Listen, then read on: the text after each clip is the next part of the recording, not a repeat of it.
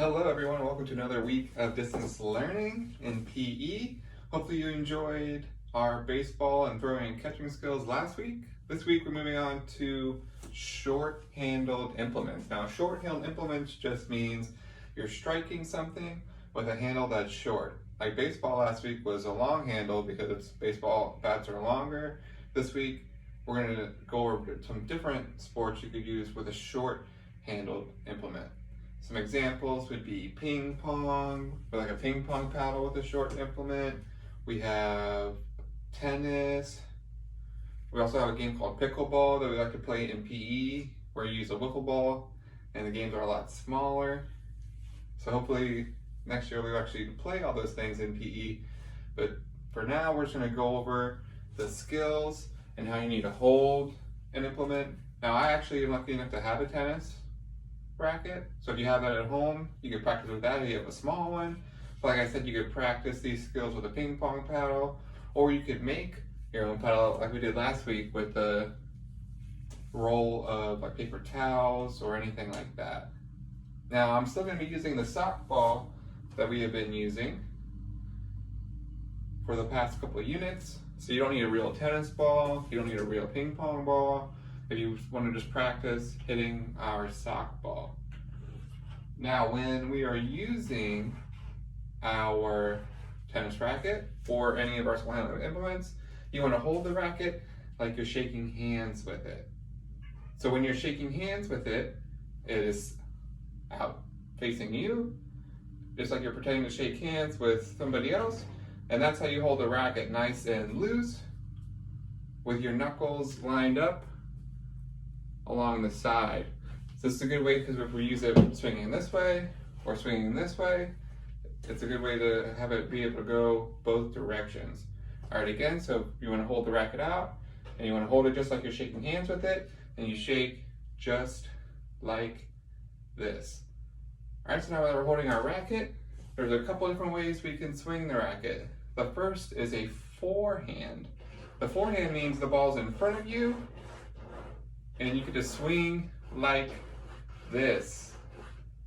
All right, so when you're swinging with the forehand, that means the front of your hand, that's what fore means, the front of your hand is coming through. Now just like with throwing and with swinging a bat like we did last week, you want to stand sideways to your target. So if I'm hitting it over the wall or over the net this way, then when we are swinging, we are facing sideways and our racket is pointed backwards. So when the ball is coming at us, we can take a step and swing our racket or our tube of paper towel rolls through the zone. So when the ball is coming at you, you got to be like this. Because if you're standing this way, it's hard to hit the ball and create a lot of force with your racket if you're facing your target. So your side's got to be towards the target and your racket back. If your racket's up here, you're not going to get much power onto the ball. So your racket needs to be all the way back, so you can take a nice big swing and hit the ball over the net if you're playing tennis, or same playing with ping pong.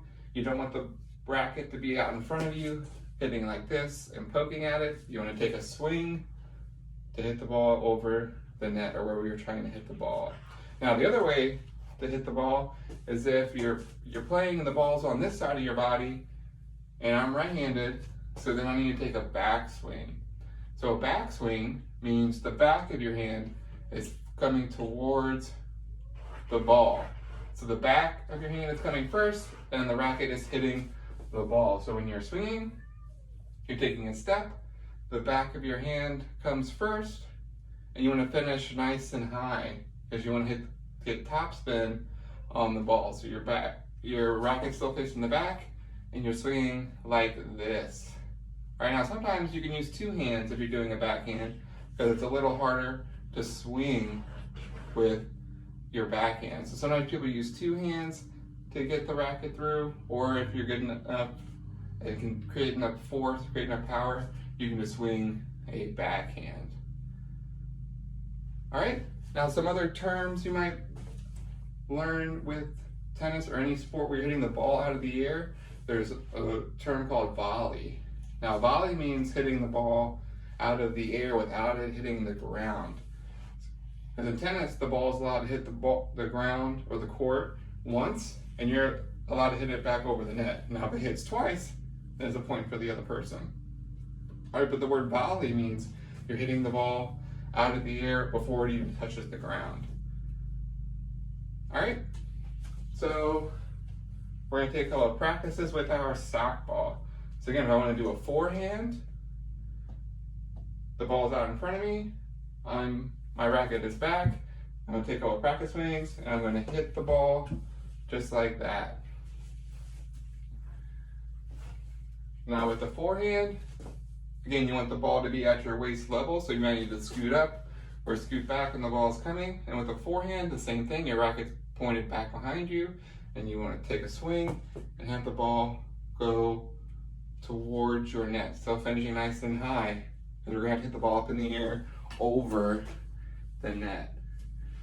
All right, other things you have to learn that are different is serving. Now serving can be underhand or overhand. If we're doing just an underhand serve, we could be playing something like badminton. You want to hold the ball out in front of you.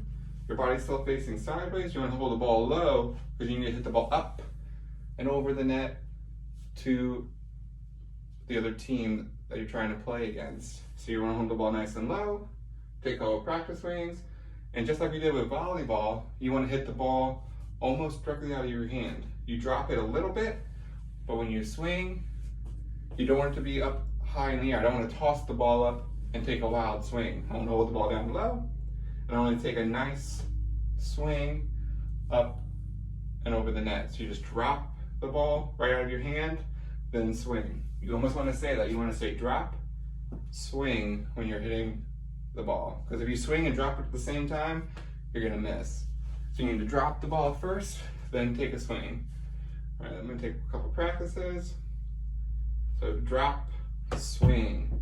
All right, so again, if you're missing the ball, it's because you're swinging and dropping at the same time. If you do that, you're not going to hit the netting part, you're going to hit towards the end.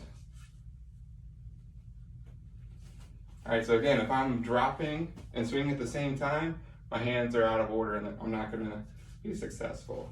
So I want to drop, then swing. So you're going to take a step, drop, swing. So you're hitting the ball up over the net to the other person.